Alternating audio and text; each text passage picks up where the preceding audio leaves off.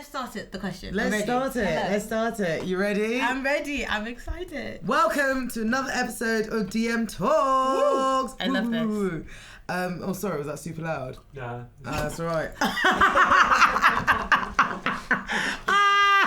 Now I'm annoyed at myself. Oh my god, that was fucking hilarious. Do you want a tissue? Yes, please. I did. Let me get some tissues, man. That's fucking jokes. I don't know why that happened. I'm so sorry. I really don't want to edit that out. I'm so sorry. I don't want to edit that out. We'll show it to you after. Oh my god, that was so funny. Jim Tough there. Hilarious. This is a nice jumper, by the way, that I'm dabbing. Amazing. You're on my fucking laptop. So funny. Don't worry. No, shall we start? Yes, please. Let's go. Hello.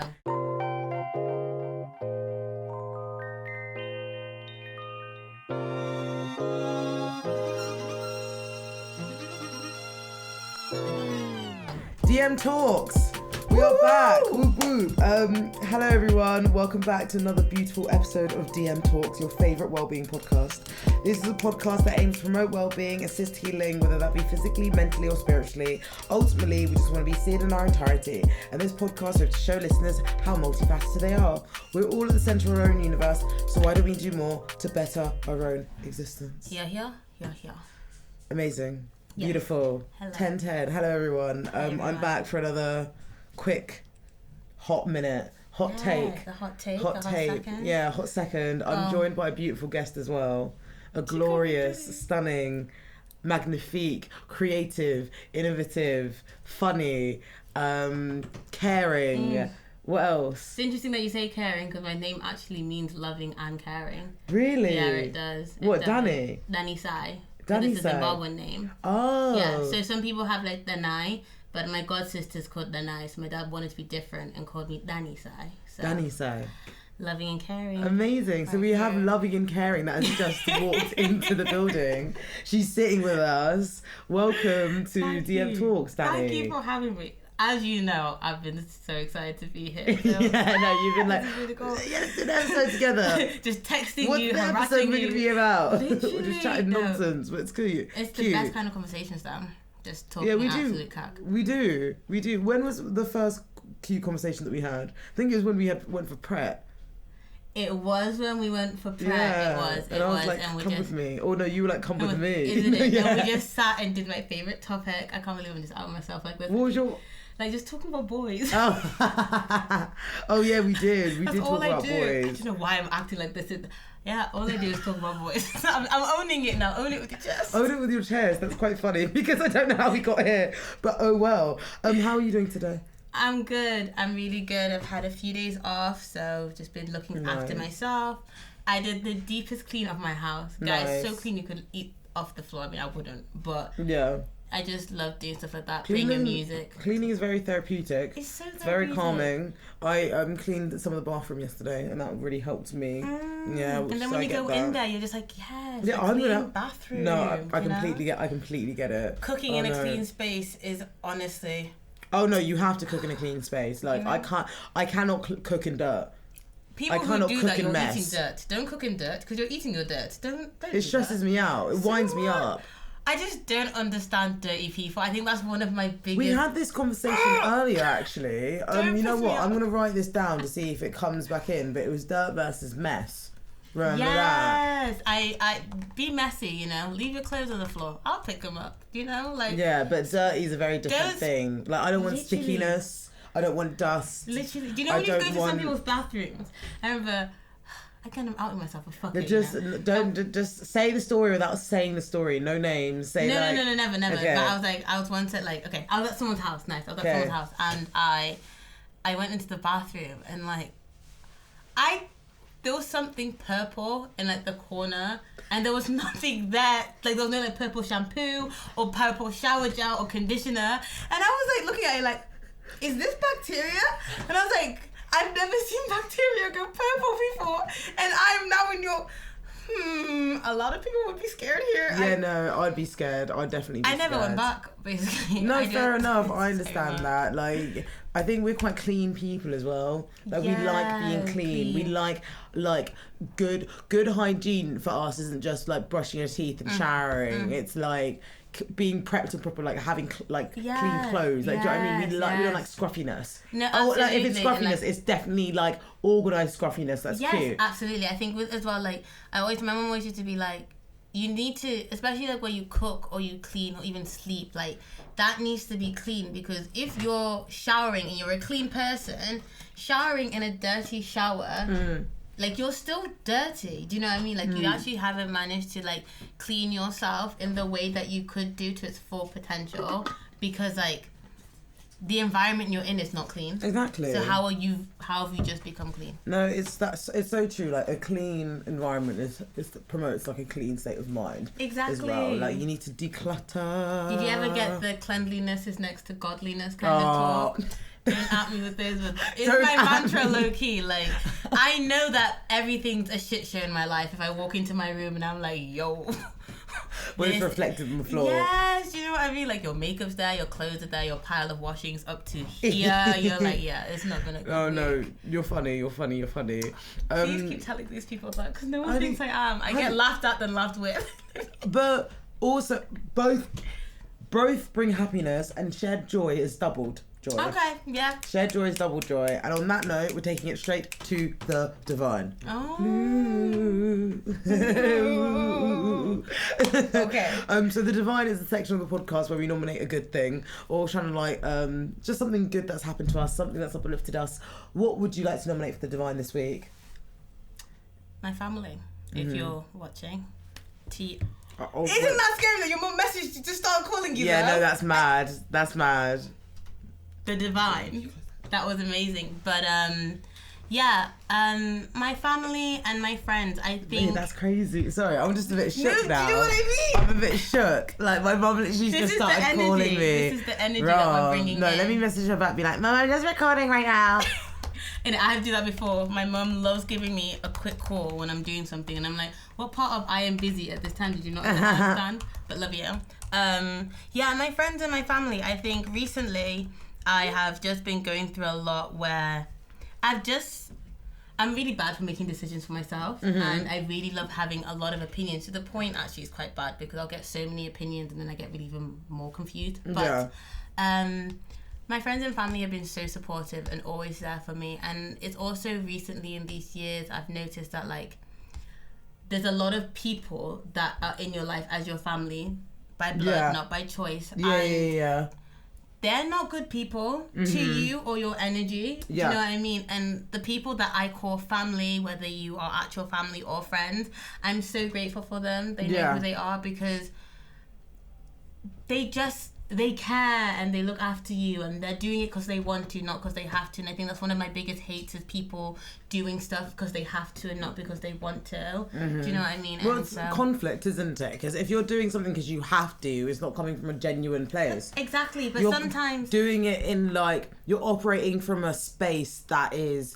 limited. Like, exactly. It's like again, sort of in that scarcity mindset, because you're like, oh God, I have to do this. I need to do this. And so you don't do it with a lot of fulfillment or love in it. Yeah. Which I think is like just so.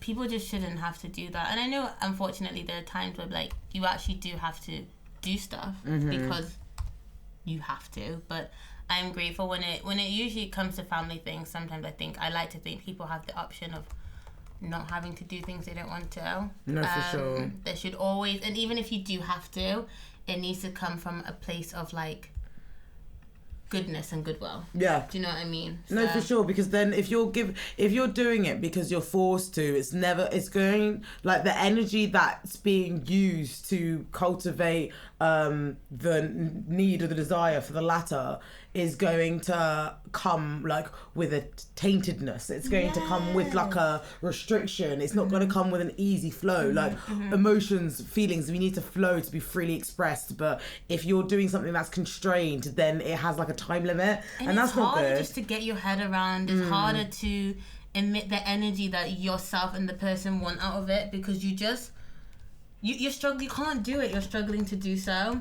Yeah. And I feel like that's another thing that. But yeah, so I'm grateful for the people, my friends and family who are around me that make me feel like I'm being true to myself and I'm being genuinely who I am. A lot of people who are in my life, who are like family members, can prohibit you from doing that. Yeah, no, I completely agree. The idea of feeling like you can't grow is so... It's scary. Yeah, and that's it's the real suffocating. fear. It's really suffocating and fucking scary that someone this close to you, so related to you by blood and DNA, can prohibit you from flourishing. It's disgusting. Boundaries within family is a hard one. I think that's something that we're always going to have to navigate with a different form of patience, because like with family, we because in society we're ought to believe that our family, the only people that are going to do everything for us, that will always be there, that can always be there. So if you're not met with that, it's even it's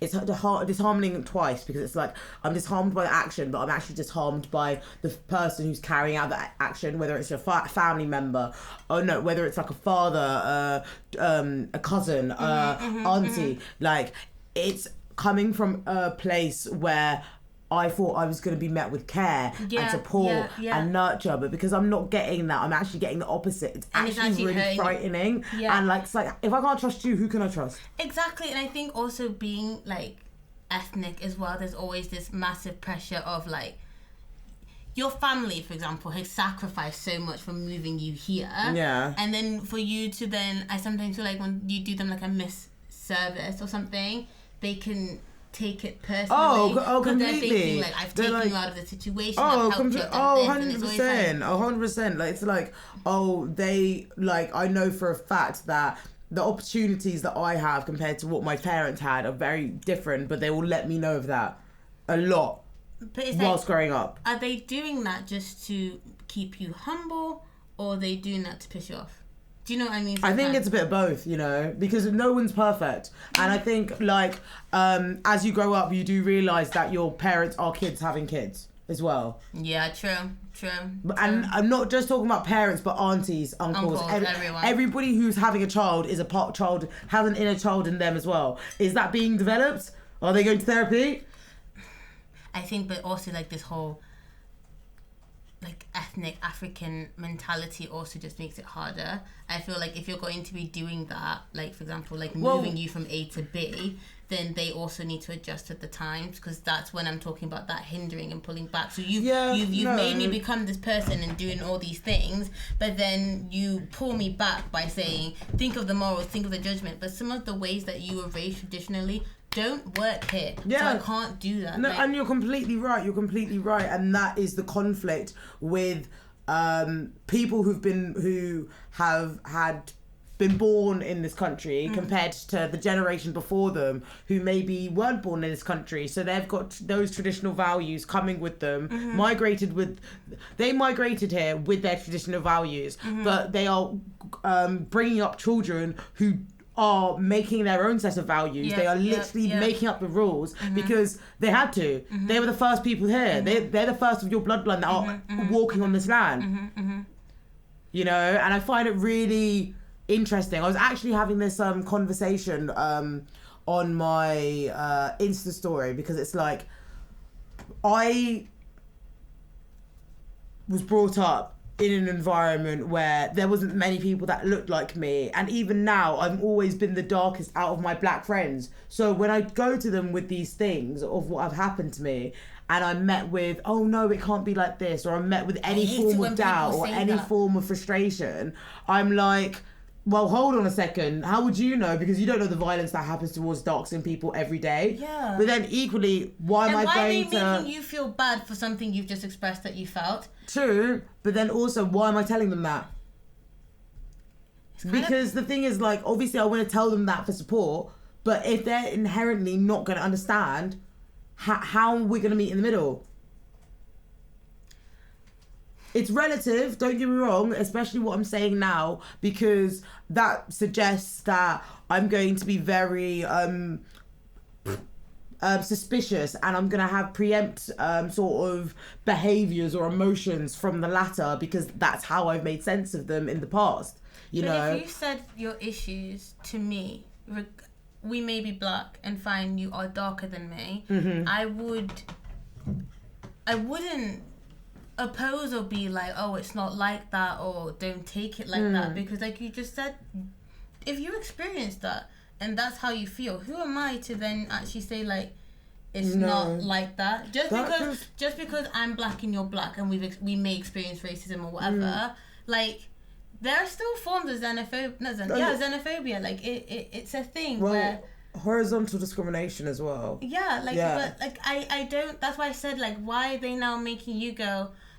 You should not feel wary or feel like. And you're so right, but it happens, and this is what I mean. Like, back to your point about family, about trusting your own intuition when sort of putting those boundaries with self-limiting like family figures or whatever. It's to do with being more having so much more confidence and assertion in yourself that listening to whatever they say you can listen to and not actually take in. Do you know what I mean? Not actually, like, you can accept with a distance. Yeah, okay, yeah. It, to a degree, I think, because at the end of the day, we are talking about family. It's very, very emotive.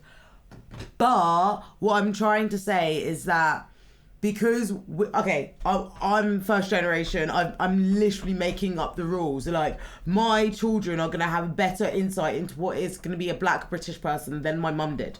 Yeah. Right? Okay, respect. So, I need to, not in a peak way, but take her opinions with a pinch of salt if they're related to some things that I'm going to have to navigate in my life. Yeah, okay. No, I hear that. Yeah, I agree with that. Obviously, it's very relative. Like, we've just talked about a multitude of things in one go. So I think we have to be patient with ourselves whilst we work it out. Because we're still young. We're still cute. What do you mean we're always going to be cute? Black don't crack. Yeah, true. We are cute. I'm going to be like this when I'm 96. Amazing. Well, that was a great nomination for Divine. I've got 2 nominations for the Divine. Ready for this. The first one, everyone, look at my hair. We have to do an applause here. Like, no, thank you for the physical applause. I was just talking about like a sound. But that's brilliant. Thank you so much for the support. I love you guys. You, the cheerleaders that I always ever wanted. I needed that support. But I want to nominate my hairdresser because she did this masterpiece. She absolutely killed it. Her name is @MCR Braids on Instagram. Everyone in Manchester, every single protective hairstyle you need, get to this woman. I think we should keep it a secret because if you do that, she's never going to have a booking again. She'll have a booking for me, She'll have a booking for me. I'll book in advance. Have you not seen, like, these are so artistry. Good. Like, when people start seeing I've got curls coming out of my braids. I want that. Beauty. So beautiful. I've got 5 different colours in my hair. Wow. No, 5 or 3. Let me get my booking first, then post the podcast. Oh yeah, mate. Honestly, it's one of the most enjoyable experiences that I've ever had. My hair is so light. Lies. No, honestly, so light. Braiding it like people 6 hours. 6 hours. This was. She asked me if I wanted to have watch something like on TV and stuff on her Netflix, and I was like, oh yeah, we can do. Like, do you know what I mean? I'm chill. Like, I can watch. I can not do. We were having a nice conversation. Every single she sectioned my hair like so well that. There wasn't tightness. There's only tightness in certain areas, but she explained why there was tightness. Like, we talked about how different it was when we were younger, because like when you're younger and you go to the hairdressers, if you have, it's traumatizing. It can be traumatizing. I've had some trauma situations, but I've also had some lovely situations. But I've also had like aunties be quite discriminatory towards me because of my textured hair, and it's just like saying that, oh, you can't do this hairstyle because of this, and like all of this nonsense. And it's like, but I'm paying you to do this. I used to have the whole. And then because they're my auntie, I feel rude. You can't say anything. Do you know what I mean? Yeah. It's just it's all a mess. Anyway, got my hair done by this lady, and it was incredible. I was well rested. She gave me all these snacks whilst I was getting my hair done. She was informative and transparent. Like, she called me a couple days before to like get what the hair was. When I came to her house, she literally had every single you know when they when you have to practice, you have to prepare braided hair, when you brush all of it down, all of it down with my 5 colours. Beautiful, incredible. Wow. So shout out you, MCR Braids, for your protective hairstyle needs. Very nice. Yeah, please check her out. Like, she's sick. One of the best hairdressing appointments I've ever had. And I think once you find, like, for example, my hairdresser, I've had her since I was a kid, and she's one of the very few people I actually, like, hairdressing wise, got on with. Yeah, because like when I said, for me, getting my hair braided was so traumatized. Like, I've got such, like, a thick afro, like, if you want nappy hair, if you will, it's really, really coarse to the point where it hurts all the time. Just to touch my head gives me shivers. So like the fact that you had such a nice experience, like, it's really nice to hear, because thank you. I think I'm one of those people, I have braids in for so long, because I'm just thinking like, oh my god, to take them out, to brush my hair, to deal with that, I don't want to. So I will have these bummy roots. But the thing is, your roots look so good. Your roots look, when I tell you, your roots look great. Thank you. They look so good, honestly. Like, you suit blonde well as well. Thanks. Like, I think the first time I met you, I was blonde. You were blonde. Yes, I was. You know what? Blonde really is crazy. I feel like it brings out this energy that I want people to get from me. Do you know what I mean? Like, I am quite a loud and bubbly person, and I feel like the moment you say I have blonde hair, you kind of accept that already. When I had my dreads or when I have my black braids, like, I feel like I'm just like the norms. I'm quite a scared person. I don't like alienating and pissing people off, and I kind of feel like when I have my blonde hair, it's kind of like, I don't care. Like, you rattle. Do I look bothered? So I will do what I want. Because I'm literally the opposite. Like, I remember my mum was so annoyed at me. I had like a bright blue wig for my graduation, right? Yeah. And I had a bright blue hair, and she's like, why? And I was like, what do you mean why? I'm your daughter. I like bright colours. You know who I am by now. I'm gonna have colours. And then afterwards, some auntie tried to be like, "Why did you have blue hair? Sorry, are you paying for my wig? Are you paying?" Exactly. Be quiet. Do you know what I mean? Quiet. So we all had to have the tension of going, She's not paying for it, so she can't keep quiet. Yeah, you're not paying for it, so shush. I feel that. So that is my divine nomination. I'm debating, should I do another one? Yeah. Okay, I want to do another one quickly because I'm loving this new show, and it sort of takes us to our segment of our podcast episode today, that talks about white women. I don't know why I went like a women. They are theatrical white women. Okay, well, yeah, that's actually a great way to put it. But first, my second nomination, let me tell you guys, is Harley Quinn. Okay. Sounds odd, but bear with me because I know people will be like, what? That basic babe from, animation. The one that everybody is for Halloween, we see you. Exactly. I'm joking. The thing is, I actually really, really like her. Let me tell you why. I have been watching... the adaptation that we saw with the Birds of Prey and the one with, what's her name? Margot Robbie. I do like Or her. Do you mean the cartoon? The cartoon. Have you watched the cartoon? No, I haven't. Okay, so I've been watching the cartoon and I'm obsessed with it. Okay, I'm not really a DC fan. No, it's fine. I'm a big cartoon person. Do you know what I mean? So Yeah. I'm constantly trying to find new animations. This animation is from DC. DC animation. It follows Harley Quinn, who lives with Poison Ivy and their crew. Yeah. And basically, it's like an adult animation. So think women, right, as supervillains. Yeah. Rick and Morty sort of humour, but they're like also queer women as well. Cool. Do you know what I mean? Okay. So, like, one of the episodes of... Okay, so this is not me spoiling anything. So one of the episodes, like, let's say the first one, is Harley Quinn trying to find her crew. And she is finding the worst of the worst people. One guy that she found had an argument with Wonder Woman and called her the C word. So everybody was like, you're disgusting, right? Shit. Everyone was like, you're low. And rightly so, but... he basically got into Harley Quinn's crew, but it's one of those shows that talks on feminism. It talks on history. It talks about marginalisation, but in a very it's very contemporary to the times. Do you know what I mean? Okay. It's a really, really good show. Like, essentially, Harley Quinn with her crew is trying to become the best supervillain. However, there's all these little trials and tribulations, whether it's her talking to her shitbag ex, aka the Joker, or her like trying to pull off a heist but not taking seriously as a woman supervillain. Okay. Do you know what I mean? Yeah. And Yeah. I've been really, really enjoying it because it's shown me a different side to animation again. I think animation is a very male-dominated industry. Oh, yeah, like for so sure. many things are, but like to do with like superheroes and adventure, it's very like you kind of like look down on it. Yeah. And okay. women aren't really centered, so to have two female characters, two Well, queer female characters Yeah. centered in the narrative is amazing. Oh, and it also absolutely. links back to tarot as well, which is really, really cool. So the way I got into it was, have you heard of archetypes, or like archetypes as in like themes of people? So archetypes, it refers to like sort of archetypal personalities that we all go through in life. One of them is called the Lovers, right? Okay. And the Lovers card is to do with self-love, healing, the Archangel Raphael coming in and providing a pair into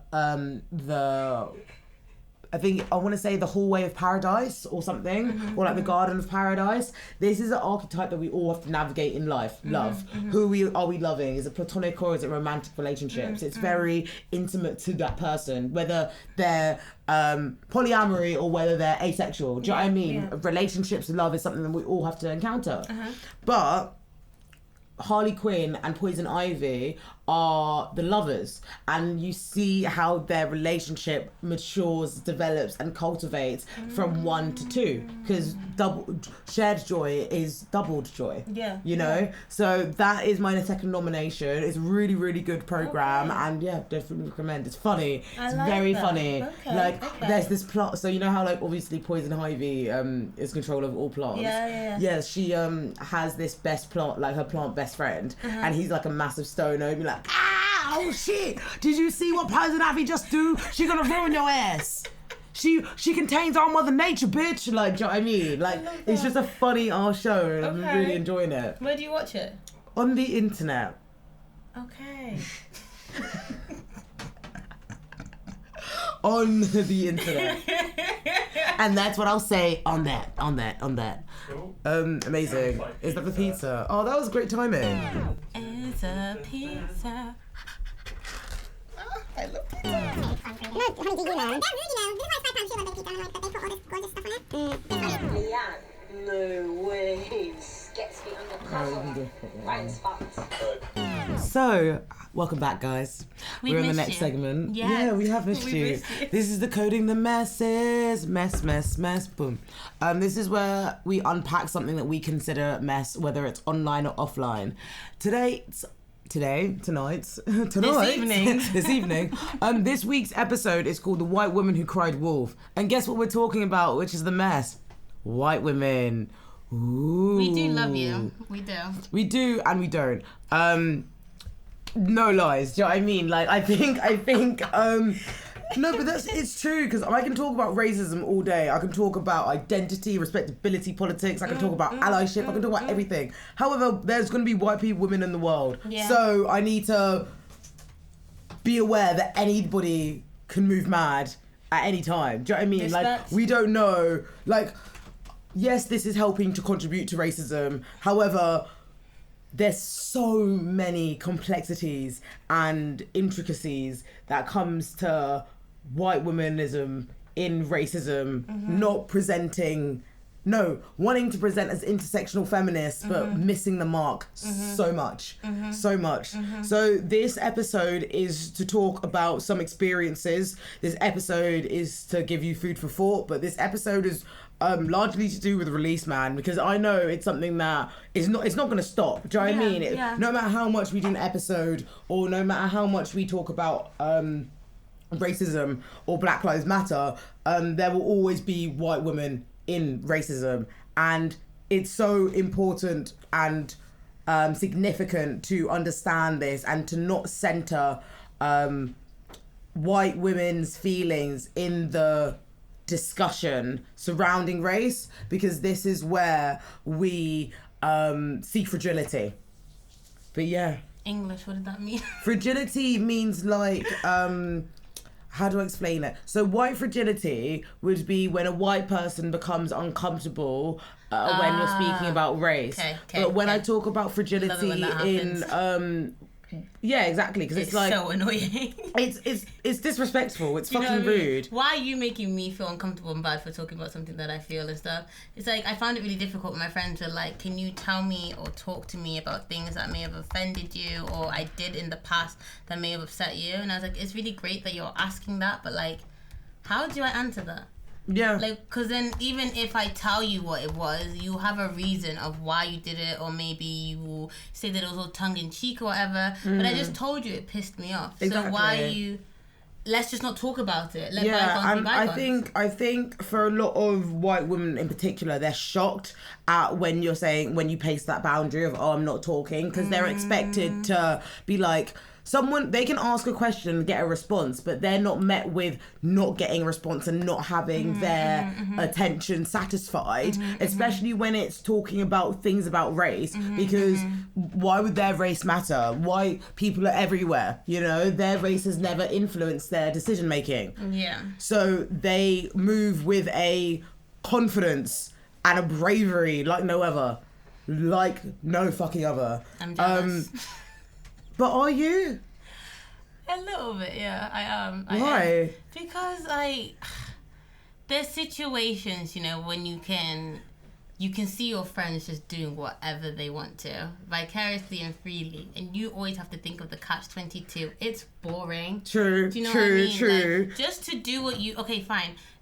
We all understand there's a boundary and, like, women have to be so careful and da-da-da-da, but, like, there's some, like...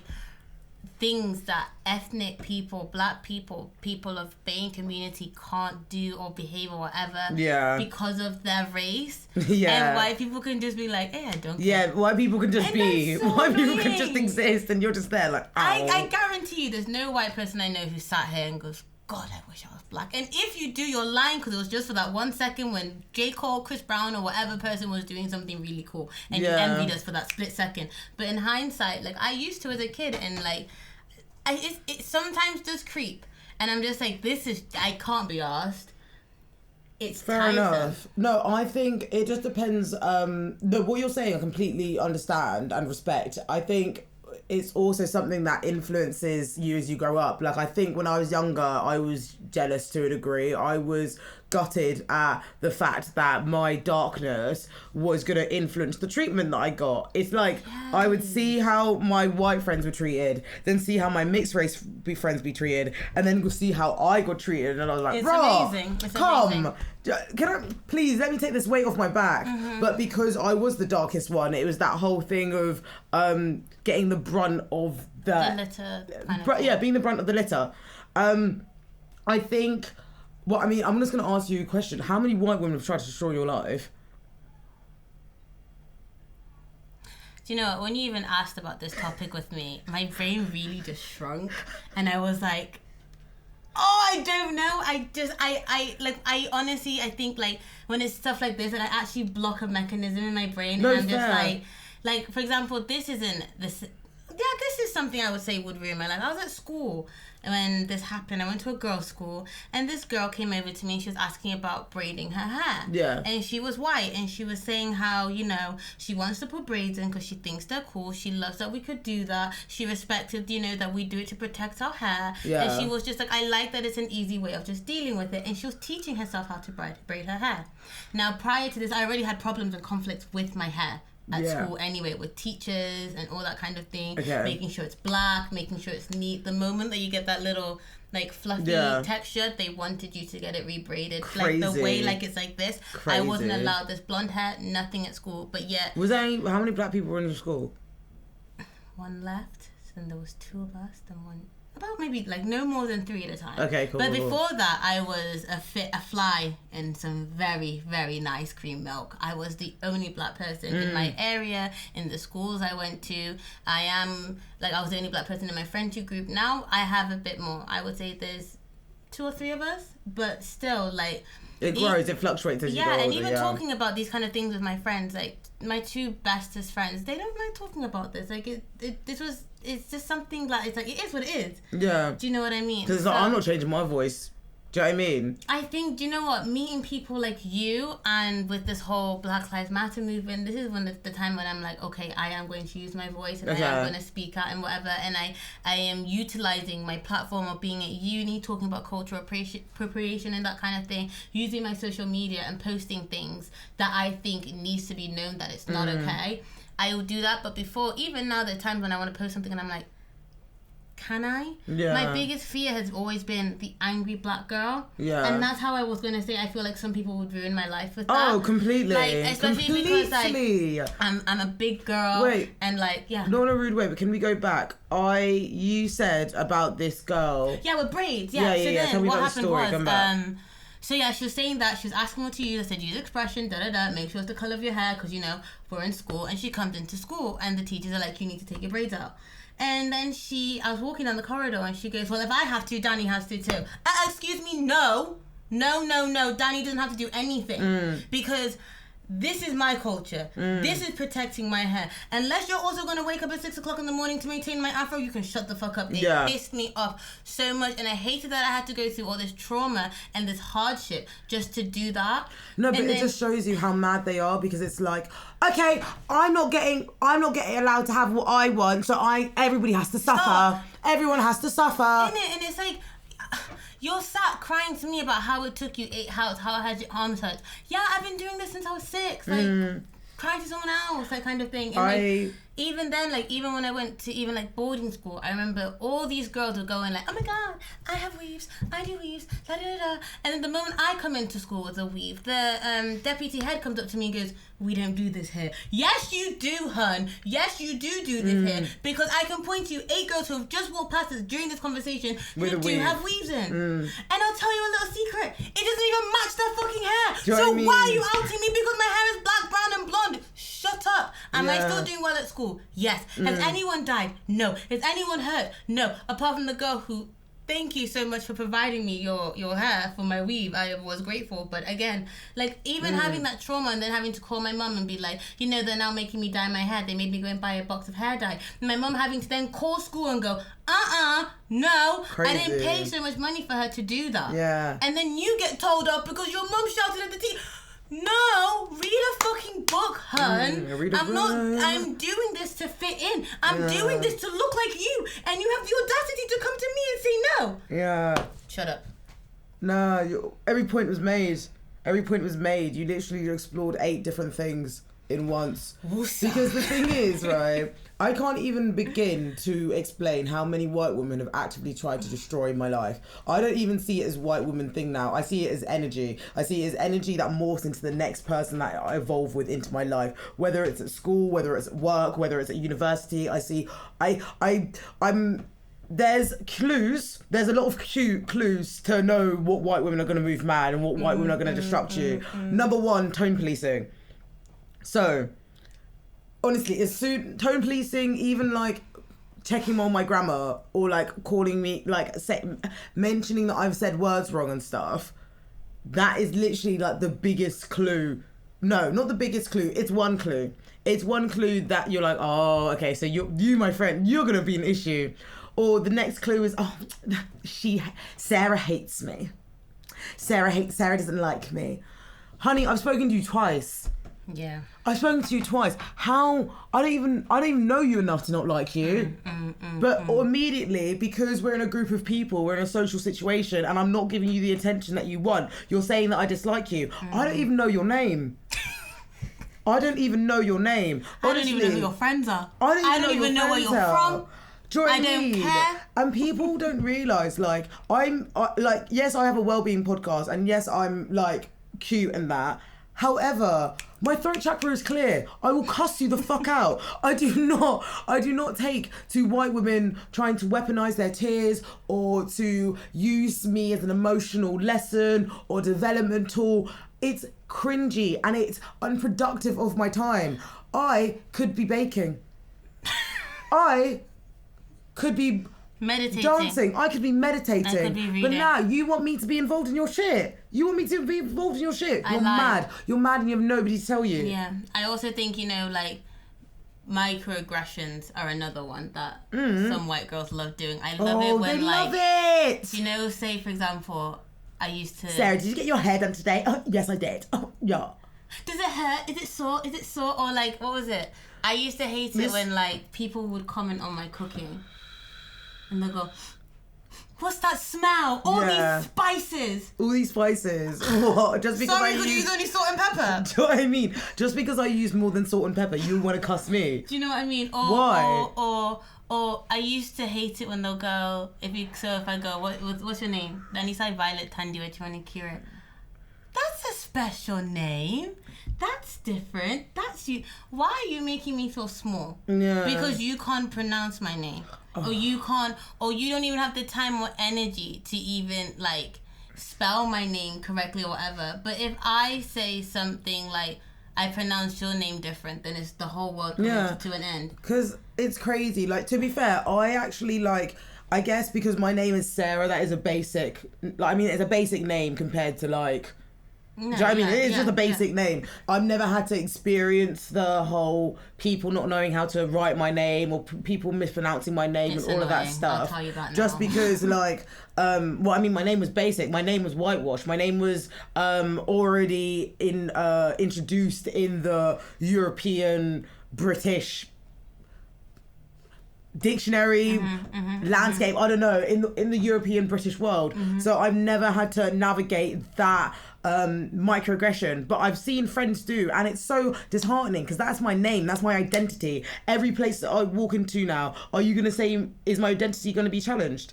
Am I gonna be met there with the same conflict? That's why I started telling people to call me Dani. I actually do love my name, but I just used to hate how people would say it, which sounds really bad, but like I just got annoyed with like, my name is Dani Sai, and it annoyed me how people go Dana Sai, like I don't have any difficulty in saying Emily, Caitlin, Hannah, Becky, Keisha, but like it just annoyed me that like there was such a difficulty in that, or even like to have my siblings' names when I used to say that, and people would make jokes and comments like, you're making banter, but it's mean because you're making it out of the detriment of me. You're creating humor that is hurting one person but getting laughs out of another, and I wasn't a fan of being the rutt of a joke every time. Exactly. Sometimes I just want to chill. Yeah. Sometimes I just want to talk. Sometimes I don't want to be the joke, the punchline to your joke. Yeah, it is. But to the extent of when you say about like white women tears, I've never experienced something in the gravitas of where I did. Maybe I have. Maybe I've just decided just to block it out and not deal with it, because to me it kind of like it is what it is. No, I get it. But the thing is, it's all triggering and it's all linked. Like, I even now, like, I didn't know who I wanted to do the episode with, because black women deserve rest now. Black people deserve rest now.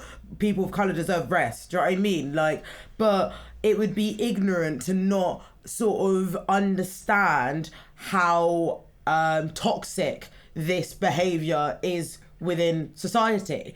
I want to talk about a story. I want to talk about Emmett Till.